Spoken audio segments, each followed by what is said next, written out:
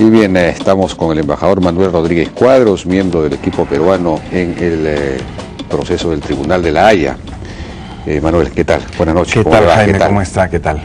Bueno, quería invitarlo para analizar, hacer un balance final de los argumentos de las dos partes, particularmente analizar los argumentos chilenos y las respuestas que podríamos darles, pero digamos, ver los argumentos chilenos en la versión de Álvaro Vargas Llosa, que es quizá la mejor que uno puede encontrar, ¿no? Un empresario del Consejo Empresarial Peruano-Chileno, un empresario chileno muy importante, decía el otro día que estaba asombrado que la explicación de Álvaro Vargas Llosa de los argumentos chilenos era mejor que la que habían dado los equipos chilenos en La Haya y mejor que la de la Cancillería chilena. Estaba exultante, le parecía extraordinario. Entonces vamos a analizar pues los argumentos chilenos en la versión Álvaro Vargas Llosa. Y los argumentos chilenos, digamos, bueno, que están bien resumidos ciertamente en el artículo. Muy bien resumidos, realmente mucho mejor resumidos efectivamente que lo que hemos venido escuchando a lo largo de los días. Bueno, él comienza con una imputación a la tradición jurídica peruana, dice que es muy formalista, reglamentarista, y que eso ha hecho que nos importe más la letra que el espíritu de las normas, digamos, es un poco, no lo dice, pero claro, somos leguleyos, digamos, y esa leguleyada, ese formalismo es el que nos impide ver que en realidad sí hemos firmado un acuerdo de límites con Chile, y él dice, podemos concluir que en efecto, digamos, porque somos como somos en esa tradición formalista, podemos concluir que en efecto no hay un tratado perfecto e integral como lo hubiéramos hecho hoy de delimitación marítima con Chile, pero para jueces que prestan más atención a cómo entendían los firmantes lo que firmaban y a cuál era el espíritu, además de la letra de esos solemnes papeles, será extraordinariamente difícil concluir que no se acordó nunca una frontera marítima. Y eso, haber acordado una frontera marítima, es lo único que pide el texto de la Convención sobre el Derecho del Mar de 1982. Ella establece que nadie podrá extender su mar territorial más allá de la línea equidistante, salvo acuerdo en contrario, Y dice que la Convención del Mar no dice cómo tiene que ser ese acuerdo, si que tiene que, en fin, qué elementos tiene que tener, ni nada, simplemente tiene que haber un acuerdo, y según él, pues ese acuerdo se dio. Ese es el argumento, en realidad ese es el argumento que lo he escuchado también pero esto está expresado mucho mejor que los abogados chilenos. Hay una serie de supuestos que no son ciertos además. Bueno, lo primero, el ejercicio jurisdiccional de un juez en la Corte de La Haya o en cualquier otra corte, incluidas los órganos judiciales internos, no tiene que ver con el espíritu de las leyes, sino tiene que ver con el texto de las leyes, ¿correcto? Y en el derecho internacional, los tratados tienen una serie de reglas de interpretación que son precisas y que son casi exactas. La Convención de Viena, en los artículos 31 y 32 sobre derecho de los tratados, explica cómo se interpreta un tratado.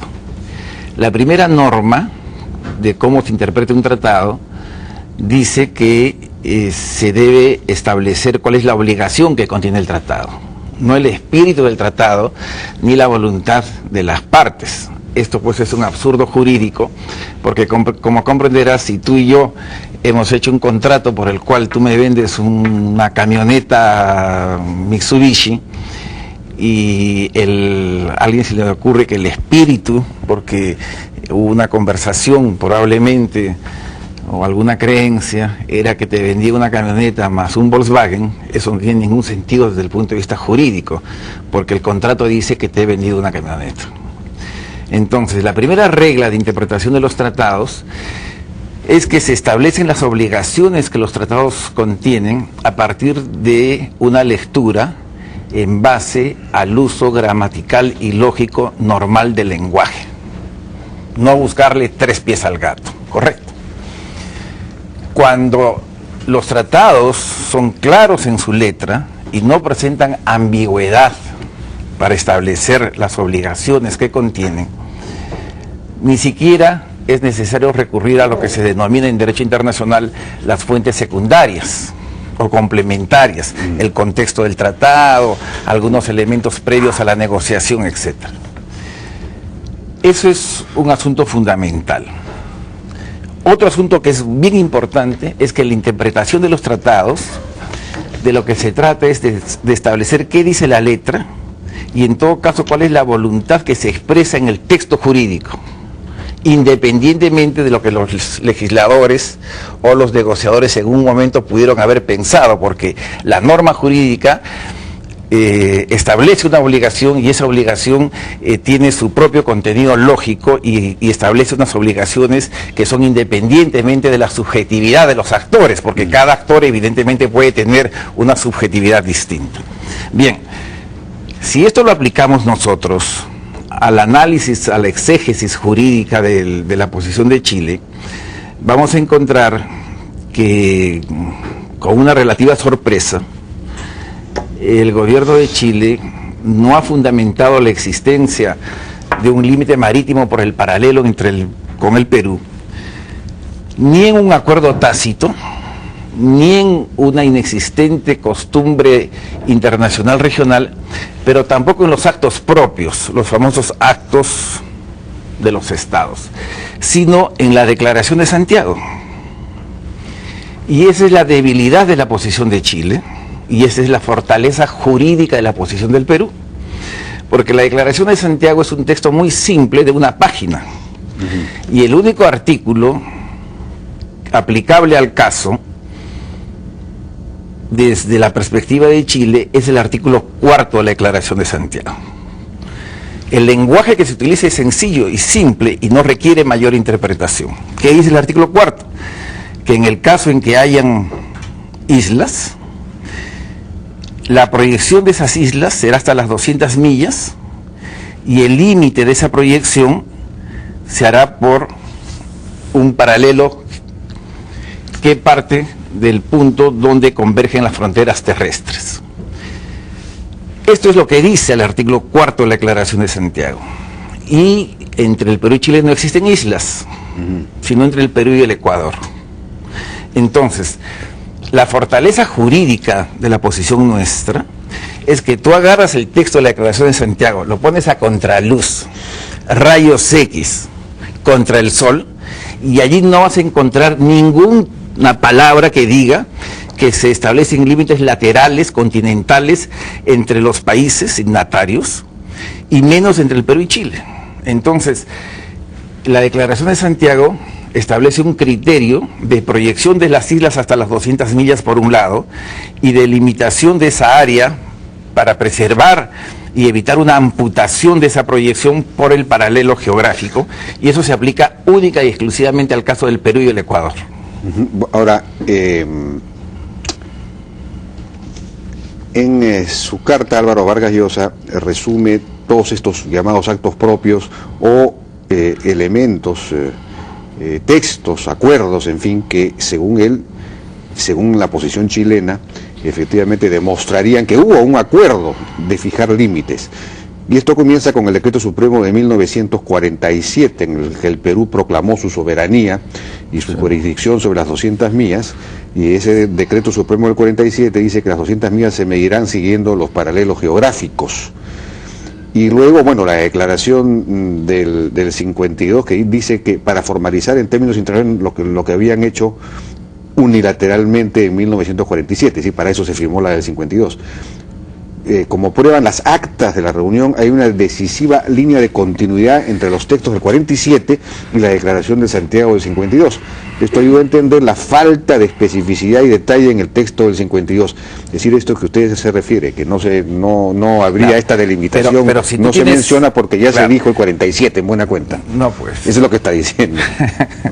Claro. Eso tampoco es exactamente la posición de Chile. La posición de Chile es una posición más jurídica. Las declaraciones, en primer lugar, no son dos declaraciones, porque la de Chile es una declaración del gobierno, que es un acto político. Claro. Pero el decreto 781 del Perú no es un acto político, es una norma interna, ¿no es así? Ya. Con algunos matices, porque son cosas un poquito técnicas, los dos establecen una reivindicación hacia las 200 millas. Y entonces, cuando el decreto 781 y la declaración chilena hablan de una proyección hacia las 200 millas, en el caso del decreto peruano, se dice que esa proyección se hace siguiendo el paralelo. Pero si esta parte de la hoja es el continente y las 200 millas son acá, el decreto refiere al paralelo para proyectar la zona de 200 millas en una línea imaginaria acá, no para establecer un límite, eso es evidente. Y en segundo lugar, pues los tratados de límites y los límites no se establecen unilateralmente por los estados. La Corte Internacional de Justicia, en el caso Jan Mayen, ha establecido las reglas básicas sobre las que se debe fundar la delimitación marítima, y una de ellas es que no se establecen límites pues unilateralmente, sino cada estado establece el límite que desea, y eso no tiene rigor en el derecho internacional. Luego, los actos propios. Los actos propios, en primer lugar, para que en el marco del derecho internacional de la delimitación territorial tengan efecto como la posesión, ¿no? En el derecho internacional de la delimitación territorial, el ejercicio de jurisdicciones, la posesión, te da derechos de soberanía, te da un título de soberanía por la práctica, ¿no? Pero eso no se aplica al mar. En el caso del mar, no existe ningún caso y las normas internacionales excluyen que haya títulos jurídicos sobre las 200 millas o sobre el mar, producto de la posesión, de la jurisdicción o de la práctica. El título jurídico que tienen los estados se deriva de un principio que se llama tierra domina el mar. Por el solo hecho de tener costa y mar que baña tu costa, tú tienes soberanía y jurisdicción ahora, a partir de la década de los 80 hasta 200 millas. Correcto. Entonces, solamente hay delimitación cuando la proyección de un estado con otro se superpone. Si no se superpone, no hay que negociar ni hay que ir a la corte. Cada cual, conforme al derecho internacional, establece sus límites. Pero como hay superposición, hay que dividir ese espacio superpuesto. Y la norma jurídica dice que hay que dividir ese espacio superpuesto de una manera que el resultado final no sea fuertemente desequilibrado. Y eso es la equidad infralegen, es decir, la equidad que está en la norma y que está diciendo que esa superposición hay que dividirla en términos no desequilibrados. Claro, salvo que haya acuerdo en contrario, dice la propia convención. Pero el acuerdo en contrario, según Chile, está en la Declaración de Santiago, en el artículo 4. Pero repito, si tú lees el artículo 4, que lo puedo decir de memoria, como ya lo he resumido, por ningún costado, por ningún tipo de interpretación te lleva a que se haya establecido límites laterales y menos por el paralelo. Bueno, menciona una serie de otros actos propios. Por ejemplo, en 1955 García Sayán, el canciller peruano, publicó un boceto en su libro Notas sobre la soberanía marítima del Perú. Es al revés. Ahí figuran y déjame reivindicar a García Sayán. Es al revés. Dice que ahí figuran los paralelos como límites. No, eso no es cierto. Nuestros abogados internacionales en La Haya inclusive proyectaron el mapa y refutaron totalmente una tesis que tampoco Chile le dio mucha importancia, porque es casi equivalente a otra tesis de que en un libro de enseñanza escolar se había establecido el límite, ¿no es cierto?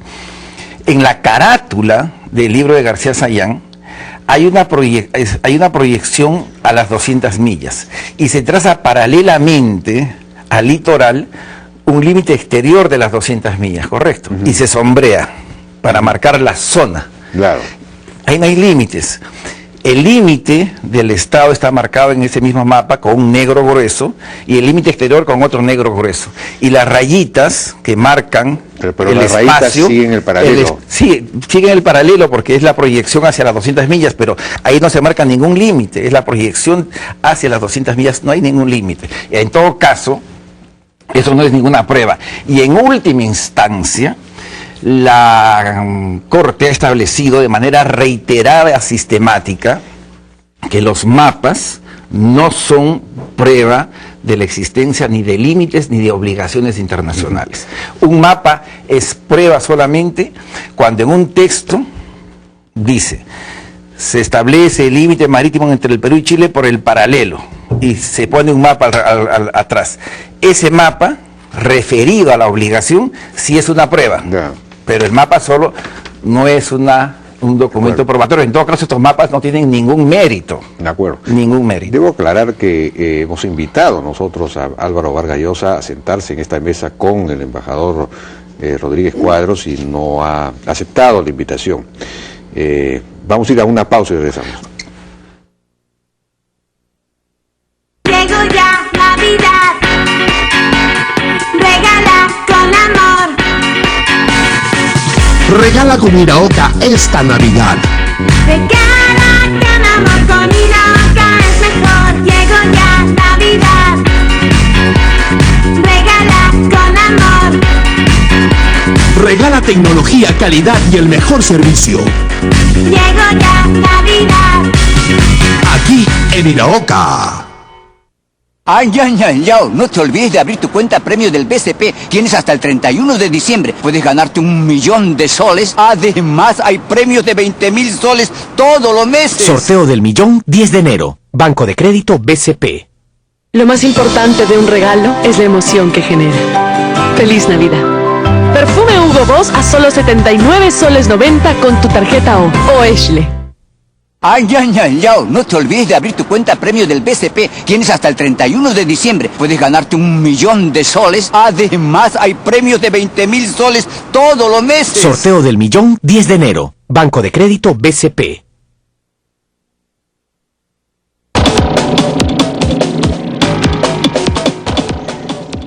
Bueno, específicamente sobre la Declaración de Santiago y el acuerdo de 1954 dice lo siguiente: las actas de la reunión que produjo la Declaración de Santiago registran que el artículo 4 nació como producto de un pedido del delegado ecuatoriano, quien solicitó que se dejase en claro que la línea limítrofe de la zona jurisdiccional de cada país era el paralelo del punto en que la frontera terrestre llega al mar.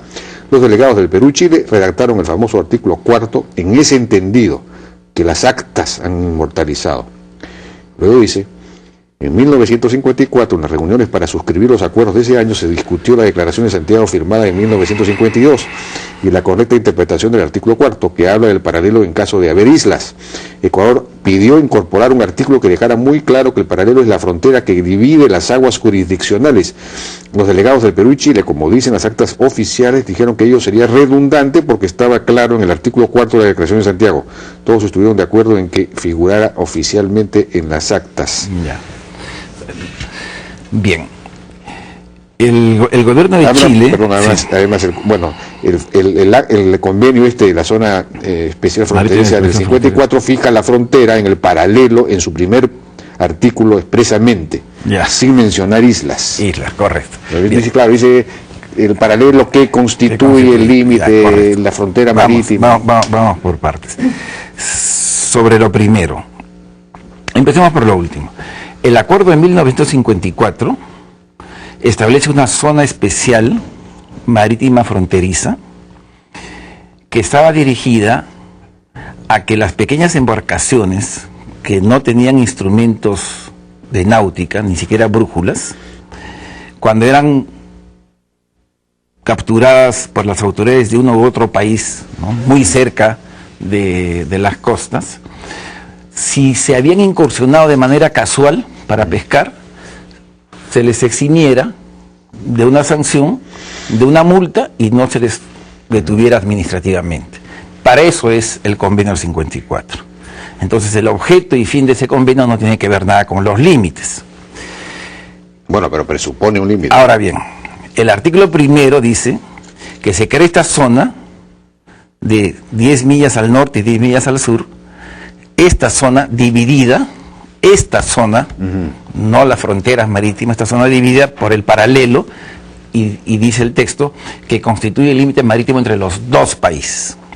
Como tú bien has dicho, y como no se dice allí, el tiempo verbal es el pasado histórico, que quiere decir que algo preexiste. Entonces el acuerdo del 54 no está estableciendo un límite, está suponiendo que existe un límite entre dos países. Bien, aquí sí hay una redacción confusa y ambigua Y entonces aquí sí hay que recurrir a una interpretación por un lado sistemática y por un lado complementaria, es decir, ver las actas, ¿no? Y el artículo 1 y el convenio del 54 tuvo una redacción inicial que se llamó la recomendación 7 de la conferencia del 54, que se realizó en Lima. Y esta proposición 7 establecía la misma zona, pero sin hacer referencia alguna al paralelo. Correcto. Sin hacer referencia alguna al paralelo. Como el artículo 4 original de la Declaración de Santiago, redactado por Chile, no hacía ninguna mención, ni siquiera en el caso de las islas, al paralelo. Interpretación complementaria, actas. Bien. El artículo 1 del 54, entonces, ¿por qué se refiere al paralelo que constituye el límite marítimo entre los dos países? Porque nuevamente el delegado ecuatoriano levanta la mano y dice que quisiera que lo que ya se estableció en el artículo 4 de la Declaración de Santiago sobre las islas quede reflejado en el artículo 1. Pero no se refiere... Y ahí se refiere de una manera ambigua al paralelo geográfico, al paralelo que constituye el límite entre los dos países. Pero no sería un poco al revés. Sí. Se aplica a las islas porque es de Ese aplicación. es otro argumento que lo vamos a ver. Porque es de aplicación general. No, se aplica... porque dice... Porque el convenio pesquero es básicamente entre Perú y Chile. No, es al revés. El convenio pesquero es básicamente entre Perú y el Ecuador. Y por eso el artículo no dice... por el paralelo que constituye el límite marítimo entre los países signatarios del presente convenio, ni el paralelo que constituye el límite marítimo de los países signatarios del presente convenio, ni de los 3 países signatarios del presente convenio, sino de los 2 países. Eso es lo que dice, de los 2 países. De los 2 países que tienen límites, que tienen límites entre sí. A mi juicio que era entre el Perú y el Ecuador, porque eso estaba básicamente para la situación que se presentaba en el Ecuador con el Perú. Por eso Alberto ¿Eso está Ulloa... claramente en las actas? Eso está en las actas, eso está en el artículo, ni siquiera en las actas, eso está en el artículo. Por eso Alberto Ulloa, en su Tratado de Derecho Internacional, que lo publica 2 años después, o 3 años después, dice que en 1954, de manera complementaria, se negoció y se aprobó un tratado para establecer una zona de exención de sanciones para 2 de los países signatarios. Y en todo caso, si esto no fuese así, que lo es, ¿no? Si el 54 presume un límite, hay que preguntarse, ¿dónde está ese límite? ¿Dónde se estableció? Porque ninguna corte y ningún jurista puede establecer que el artículo 1 del convenio 54 define un límite, presupone un límite. Entonces, ¿dónde está el límite? En la Declaración de Santiago no está. Esta disyuntiva se la planteó el doctor Bazán, diplomático chileno, que era el director de Asuntos Jurídicos de la Cancillería chilena en la década de los 60. Y en un informe sobre la existencia o no existencia de un límite marítimo con el Perú, él dice 2 cosas que son muy importantes. Dice, la Declaración de Santiago no establece un límite marítimo entre el Perú y Chile. Y el convenio del 54 lo presupone, tampoco lo establece, pero no se sabe dónde se pactó. Entonces, él dice, bueno, esto se pactó probablemente en otro documento. Se han hecho las investigaciones en el archivo de límites de la Cancillería chilena y no se ha encontrado el documento. Puede haberse pactado como consecuencia del derecho consuetudinario. En esa época no había derecho consuetudinario porque ni siquiera habían límites hasta las 200 millas. Ahora, pero en la práctica se ha usado pues el paralelo como límite. Entonces, no, como límite no. ¿De dónde sale el paralelo? Como límite marítimo no, fíjate. El convenio del 54... ¿Como qué? ¿Como referencia? No, en primer lugar, como una referencia de la zona de exención. Correcto.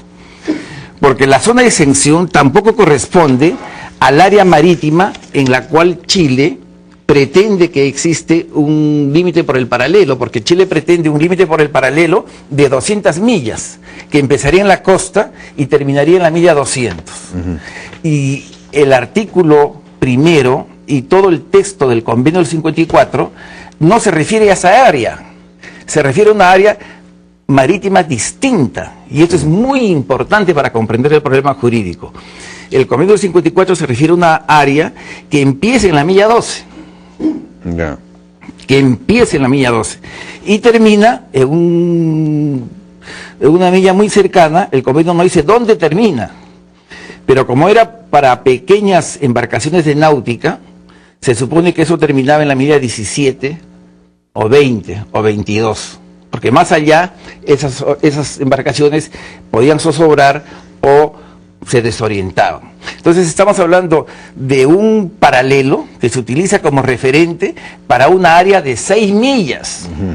De acuerdo. Y eso es lo que no se dice, y se trata de asimilar los dos paralelos, el paralelo de la pretensión chilena para el límite marítimo de 200 millas y este paralelo de 6 u 8 millas que se refiere a la zona de extensión que establece el convenio del 54. Bueno, dice Vargas Llosa también más adelante, bueno, ya no tenemos tiempo para revisar porque enumeran una gran cantidad de hechos y actos, en fin, que probarían que efectivamente el paralelo se dio en la práctica como...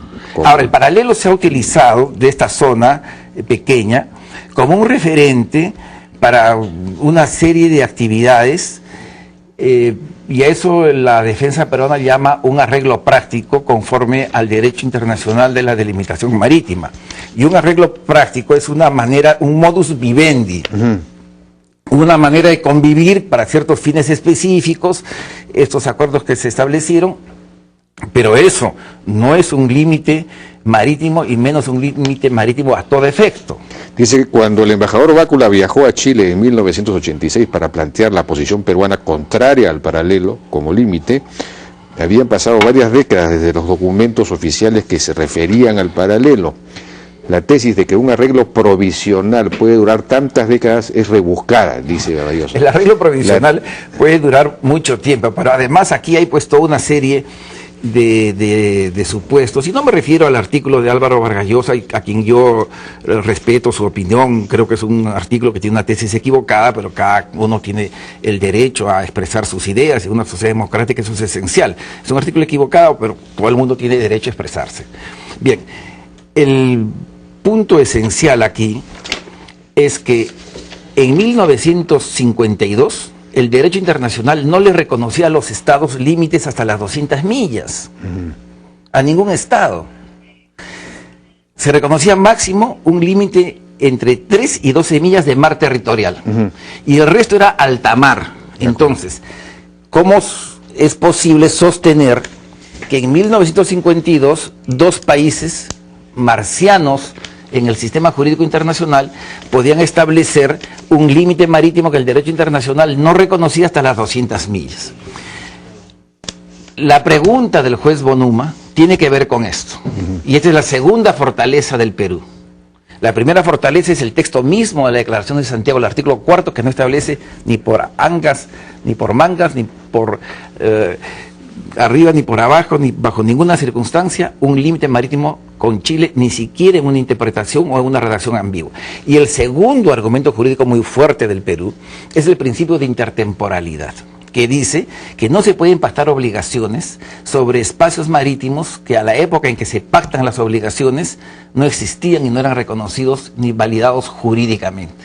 Entonces, ¿cómo es posible que Chile plantee que el 52, ahí hemos establecido, como si fuésemos pues alienígenas en el derecho internacional y en el sistema económico, comercial y político y pesquero y de transporte en el mundo, unos límites hasta 200 millas donde ningún país del mundo podía pactar bajo esos términos, porque el derecho internacional solo reconocía entre 3 y 12 millas. De hecho se establecieron, digamos, por lo menos para... reivindicaciones nuestras que nunca fueron reconocidas por el derecho internacional, sino ya en la década de los 80 por el derecho internacional consuetudinario y en 1982 por la Convención. Pero cuando nosotros establecimos las 200 millas, era como una expropiación, si se quiere, ¿no? Nadie reconoció, los Estados Unidos protestaron, Inglaterra protestó, Holanda protestó, dejaron formalmente sus expresiones de no reconocimiento. Era una tesis, una reivindicación que en base a una lucha muy grande donde el Perú y Chile efectivamente tienen una visión decisiva, logran que finalmente el derecho internacional lo reconozca. Bien, bueno, ya nos ha ganado el tiempo. Nos ha ganado el tiempo. Muchas gracias. Solamente una cosita. de 30 segundos. No es diplomacia obsoleta defender la soberanía del Estado. La soberanía del Estado es moderna en el pasado, en el presente y en el futuro. No es cuestión de países del tercer mundo recurrir a la Corte. Finlandia y Dinamarca han fijado su frontera marítima en la Corte, y Estados Unidos con el Canadá llevaron su caso a la Corte y sobre el Golfo del Maine, y la Corte sentenció y resolvió el problema.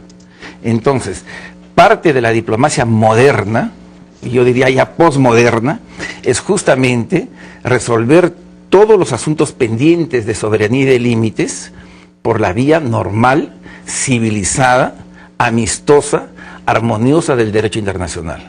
Y yo creo que con Chile hemos dado un ejemplo de que estas cosas se pueden hacer sin afectar las relaciones.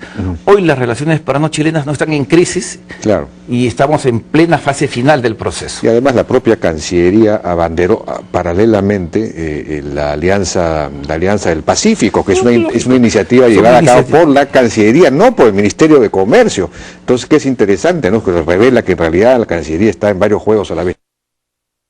Bien, Rodríguez Cuadros, el embajador Manuel Rodríguez Cuadros, por su participación en la hora N. Vamos a una pausa, regresamos ahora con Pablo Secada para hablar del tema del gasoducto del sur, otro asunto que de alguna manera tiene que ver con Chile también. Antes tendremos un comentario, regresamos.